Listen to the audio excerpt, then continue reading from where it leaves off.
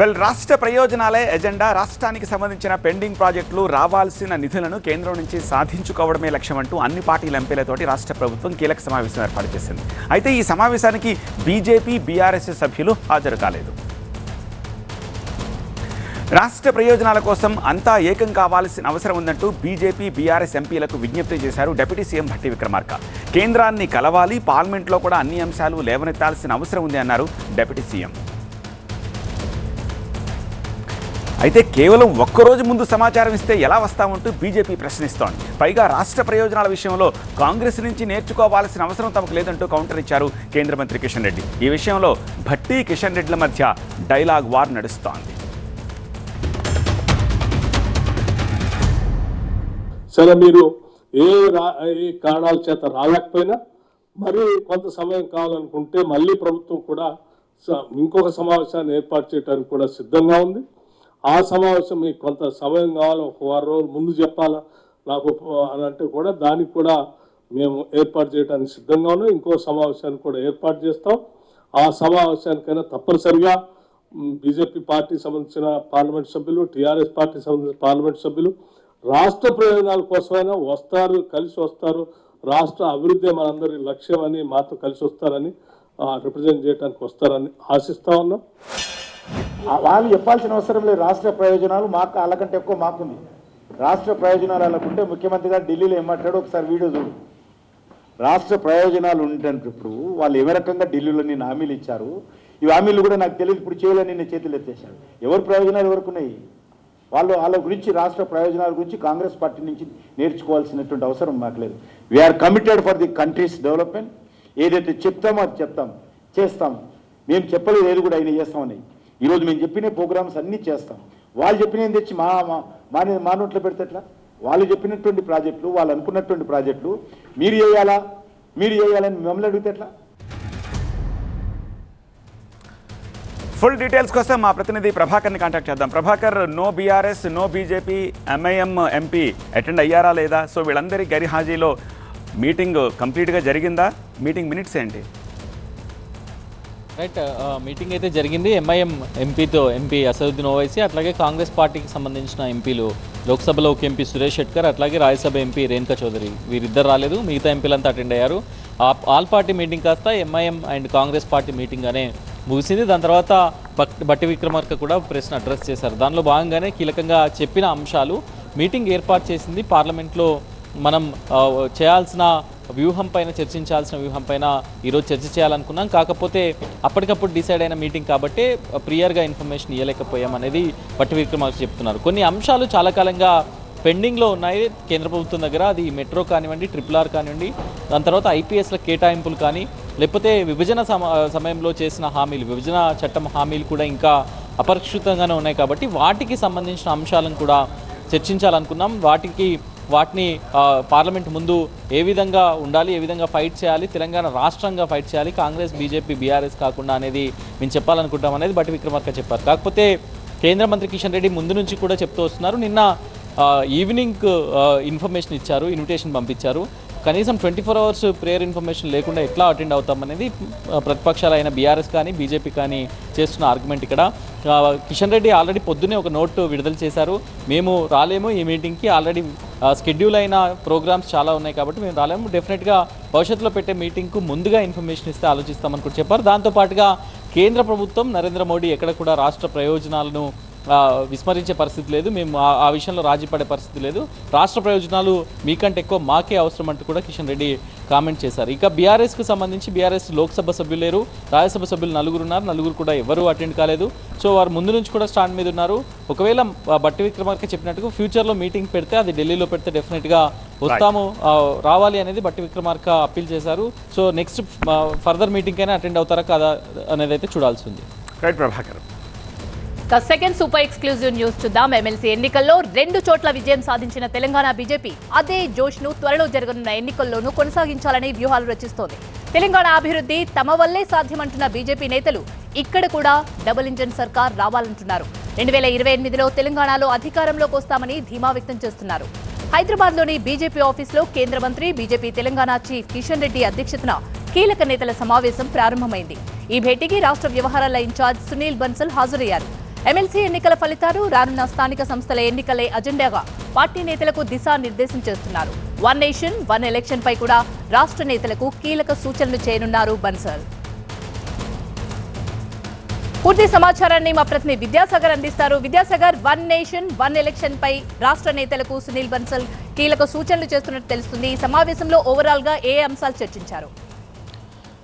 BJP ముఖ్య నేతలతోటి కేంద్ర మంత్రి కిషన్ రెడ్డితో పాటు పార్టీ రాష్ట్ర ఇన్ఛార్జి సునీల్ బన్సల్ భేటీ అయ్యారు. ఇందులో ముఖ్యంగా 4 అంశాల అజెండాగా ఈ భేటీ ప్రారంభమైందని చెప్పాలి. అందులో మొదటగా ప్రస్తుతము వన్ నేషన్ వన్ ఎలక్షన్ మీద ముఖ్య నేతలు దిశానిర్దేశం చేస్తున్నారు. ఎందుకంటే దేశంలో ఎక్కడైనా సరే ఎక్కడో చోట ఎన్నికల కారణంగా అభివృద్ధి కుంటూ పడుతూనే ఉంది. అలా కాకుండా ఒకే దేశం ఒకే ఎన్నిక విధానంతో అభివృద్ధికి ఆటంకం ఉండదు. ఇదే అంశాన్ని మనం ప్రజల్లోకి కూడా తీసుకెళ్లాల్సిన అవసరం ఉందంటూ కూడా కేంద్ర మంత్రి కిషన్ రెడ్డి కొద్దిసేపటి క్రితమే నేతలతో మాట్లాడారు. ఆ తర్వాత ఏదైతే అటల్ బిహారీ వాజ్పేయి శత జయంతి ఉత్సవాలకు సంబంధించిన అంశాల మీద కూడా మాట్లాడనున్నారు. ఆ తర్వాత ఇటీవల ఎమ్మెల్సీ ఎన్నికల్లో 2 విజయం సాధించడంతో బీజేపీలో మరింత జోష్ నెలకొందని చెప్పాలి. ఈ అంశం మీదనే, ఎందుకంటే భవిష్యత్తు అంతా కూడా తమదే అన్నటువంటి ధీమాతోటి కమల నేతలు ఉన్నారు కాబట్టి ఆ దిశగా ఏదైతే ఇప్పుడు 2 స్థానాల్లో గెలిచారో ఇదే సత్తాని స్థానిక సంస్థల్లో కూడా చాటాలి కాబట్టి ఆ దిశగానే నేతలందరికీ కూడా దిశానిర్దేశం చేస్తున్నారు. ముఖ్యంగా ఈ గెలుపుతో పాటు ఎక్కడెక్కడైతే లోటుపాట్లు ఉన్నాయో, సమన్వయ లోపాలు ఉన్నాయో, ఏదైతే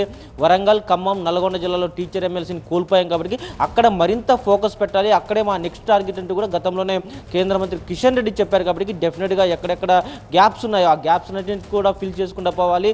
వచ్చేసరికి one nation one election time కల్లా మళ్ళీ తెలంగాణలో అసెంబ్లీ ఎన్నికలు జరిగితే అప్పుడు అధికారంలో డెఫినెట్గా రావాలి. డబుల్ ఇంజన్ సర్కార్ ఏర్పాటు చేయాలి. తెలంగాణ ప్రజల ఆకాంక్షలు నెరవేరాలంటే డెఫినెట్గా డబుల్ ఇంజన్ సర్కార్ అనేది రాష్ట్రంలో రావాలి. అందుకు అనుగుణంగానే ప్రతి కార్యకర్త కూడా కృషి చేసే విధంగా నేతలంతా కూడా దిశానిర్దేశం చేసుకుంటూ పోవాలన్నది ప్రస్తుతం మీటింగ్ సారాంశం. ఈ నేపథ్యంలోనే సునీల్ బన్సల్ ఈరోజు మధ్యాహ్నం తర్వాత పార్టీ ఆఫీస్కి వచ్చిన తర్వాత ఆయన నేతలతో సమావేశం అవుతున్నారు. ఇందులో గత ఎమ్మెల్సీ ఎన్నికలకు సంబంధించి ఏ విధమైన వ్యూహాలు అనుసరించారు, అందులో ఎక్కడ సక్సీడ్ అయ్యాము, ఎక్కడ లోపాలు జరిగాయి, వీటన్నిటిని కూడా బేరీజు వేసుకుంటూనే రానున్నటువంటి ఎన్నికలకు సంసిద్ధమవ్వాలి.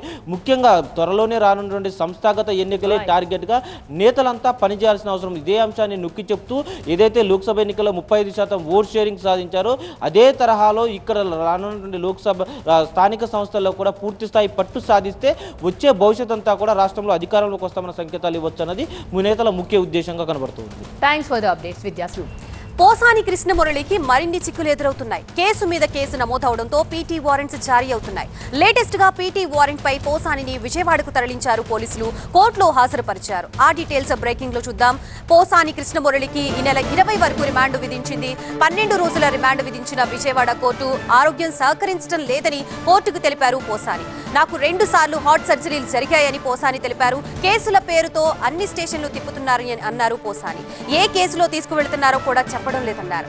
నడవలేని స్థితిలో ఉన్నానని కోర్టుకు తెలిపిన పోసాని స్టేట్మెంట్ రికార్డ్ చేశారు కోర్టు. ఇటు హైకోర్టులో క్వాష్ పిటిషన్ దాఖలు చేశారు పోసాని. తనపై నమోదైన కేసును కొట్టివేయాలని కోరారు. ఇక ఇప్పటి వరకు పోసానిపై మొత్తం 16 కేసులు నమోదవగా 5 కేసుల్లో రిలీఫ్ లభించింది. పాలకొండ, భవానీపురం, పాడేరు, విశాఖ, పట్టాభిపురంలో నమోదైన కేసుల్ని క్వాష్ చేయాలని కోరుతూ పిటిషన్ దాఖలు చేశారు పోసాని. మరోవైపు ఓబులవారిపల్లి, నరసరావుపేట, ఆధోని కేసుల్లో రిమాండ్ కంటిన్యూ అవుతోంది.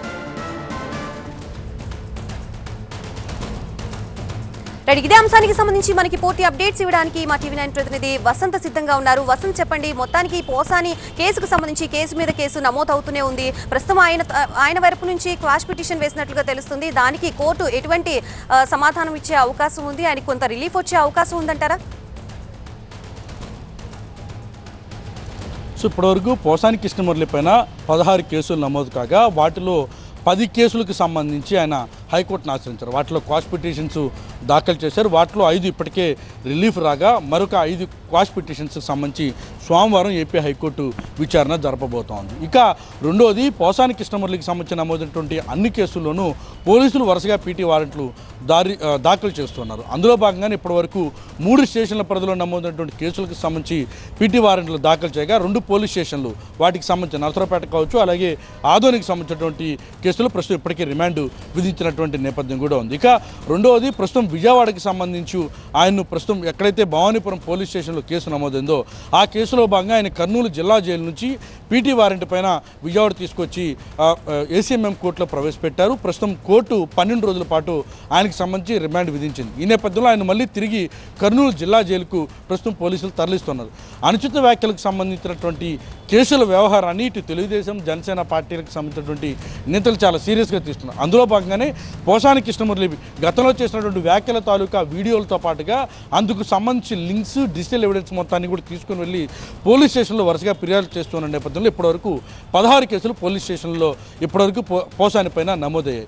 ఈ నేపథ్యంలో పోసానికి సంబంధించి పోలీసులు పీటీ వారెంట్లు అన్ని స్టేషన్ల నుంచి కూడా వరుసగా దాఖలు చేస్తున్నటువంటి నేపథ్యంలో ఆయన వరుసగా ఆయా స్టేషన్ల పరిధిలో ఉన్నటువంటి కోర్టులో ప్రవేశపెడుతున్నారు. ఇక పోసానికి సంబంధించి ఇప్పటికీ క్వాష్ పిటిషన్లు హైకోర్టులో దాఖలు చేస్తున్నటువంటి నేపథ్యంలో నిబంధనలు ఫాలో కావాలంటూ కూడా ఇప్పటికే హైకోర్టు స్పష్టం చేసింది. ఈ కేసులకు సంబంధించి 7 ఏళ్ల లోపు శిక్ష పడేటటువంటి కేసులు కావడంతో నిబంధనలు ఫాలో అవ్వడం లేదంటూ కూడా పోసాని తరపు న్యాయవాదులు హైకోర్టు దృష్టికి తీసుకొచ్చినటువంటి నేపథ్యంలో ప్రస్తుతం నమోదైనటువంటి 5 కేసులు కూడా కొంత పోసానికి రిలీఫ్గానే మనం భావించాల్సి ఉంటుంది. ఇక మిగిలినటువంటి అన్ని కేసులకు సంబంధించి కూడా క్వాష్ పిటిషన్లు దాఖలు చేసేందుకైతే పోసాని తరపు న్యాయవాదులు రంగం సిద్ధం చేస్తున్నారు. ఇప్పటికే ఆ పిటిషన్ల మొత్తాన్ని కూడా హైకోర్టులో ఫైల్ చేశారు. అవి సోమవారం విచారణకు వచ్చేటటువంటి అవకాశం అయితే ఉంటుంది. Right, thank you Vasanth. Bengaluru Ranya gold smuggling కేసులో కీలక మలుపు చోటు చేసుకుంది. గోల్డ్ స్మగ్లింగ్ కేసులో సిబిఐ ఎంట్రీ ఇచ్చింది. డిఆర్ఐ అధికారుల నుండి కేసు వివరాల్ని సిబిఐ సేకరిస్తోంది. రన్యారావు వెనుక అంతర్జాతీయ సిండికేట్ ఉన్నట్టుగా భావిస్తున్నారు. రన్యారావు శరీరంపై పలు చోట్ల గాయాలున్నాయి. అయితే దుబాయ్కి వెళ్లడానికి చాలా కాలం ముందే ఈ గాయాలున్నట్టుగా రన్యారావు చెప్తోంది. డిఆర్ఐ అధికారులకు ఈ విషయాన్ని వెల్లడించింది రన్యారావు. తాను తీవ్ర మానసిక ఒత్తిడిలో ఉన్నట్టుగా కూడా వెల్లడించింది. దేశవ్యాప్తంగా సంచలనం సృష్టించిన బెంగళూరు గోల్డ్ స్మగ్లింగ్ కేసు కీలక మలుపు తిరిగింది. బంగారం స్మగ్లింగ్ కేసులో సిబిఐ కూడా ఎంట్రీ ఇచ్చింది. ఇప్పటి వరకు జరిగిన కేసు విచారణ వివరాలను డిఆర్ఐ అధికారుల నుండి సిబిఐ సేకరించింది. 15 కేజీల బంగారాన్ని స్మగ్లింగ్ చేస్తూ పట్టుబడ్డ నటి రన్యారావు వెనుక అంతర్జాతీయ స్మగ్లింగ్ సిండికేట్ ఉన్నట్టు అనుమానాలు వ్యక్తమవుతున్నాయి. మరోవైపు రన్యారావు ఒంటిపై తీవ్ర గాయాలుండడం సంచలనం రేపుతోంది. అయితే తనకు దుబాయ్కు వెళ్లడానికి ముందే గాయాలైనట్టు రన్యారావు విచారణలో వెల్లడించారు. ఎందుకు గాయాలైన విషయం మాత్రం వెల్లడించలేదు. అరెస్ట్ తరువాత తాను తీవ్ర మానసిక ఒత్తిడిలో ఉన్నట్టుగా కూడా చెప్పారు. నిద్ర రావడం లేదని కూడా చెప్పారు Ranya. Principal correspondent Praneetha live లోనే ఉన్నారు. మరిన్ని డీటెయిల్స్ తెలుసుకుందాం. సో ప్రణీత, సిబిఐ ఎంట్రీ ఇచ్చిన తర్వాత కేసు ఎటువంటి టర్న్ తీసుకోబోతోంది? అలాగే రన్యారావు ఒంటి మీద ఉన్న గాయాలకు సంబంధించి ఏమైనా డీటెయిల్స్ తెలుస్తున్నాయా? అయితే రన్యారావు అరెస్ట్ తర్వాత చాలా కీలక పరిణామాలు చోటు చేసుకున్నాయి. అటు ఎయిర్పోర్ట్లో ఉన్నటువంటి సెక్యూరిటీ ప్రోటోకాల్స్ మీద కూడా కొంత అనుమానం కలిగింది. అటు డిఆర్ఐ మొదట మార్చి 3వ తారీఖున రన్యారావుని అదుపులోకి తీసుకున్న తర్వాత ఎవ్రీ డే కూడా ఒక డెవలప్మెంట్ ఈ కేసులో చోటు చేసుకుంటూనే ఉంది. తాజాగా సిబిఐ ఈ కేసులో ఎంటర్ అయింది. అయితే సిబిఐ ఎంటర్ కావడానికి చాలా కారణాలు ఉన్నాయి. ఇందులో 1 కాదు 2 కాదు, ఏకంగా 12 కోట్లకు సంబంధించినటువంటి విలువైన బంగారాన్ని ఆమె దుబాయ్ నుండి ఇక్కడికి తీసుకురావడం, అది కూడా మొదటిసారి కాదు.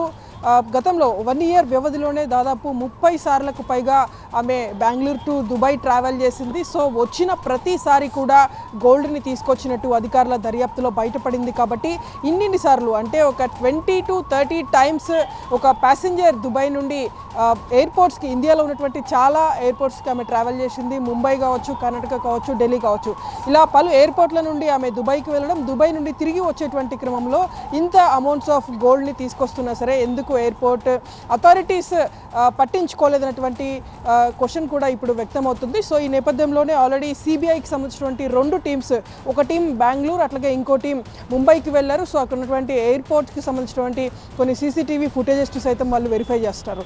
దీంతో పాటు బెంగళూరులో ఉన్నటువంటి డిఆర్ఐ అధికారులు రన్యారావుని కస్టడీకి తీసుకునేందుకు కూడా ప్రయత్నించారు. 3 డేస్ పాటు కస్టడీకి కోర్టు గ్రాంట్ చేసింది కాబట్టి ఆమెను కస్టడీకి తీసుకొని అధికారులు కూడా సిద్ధంగా ఉన్నారు.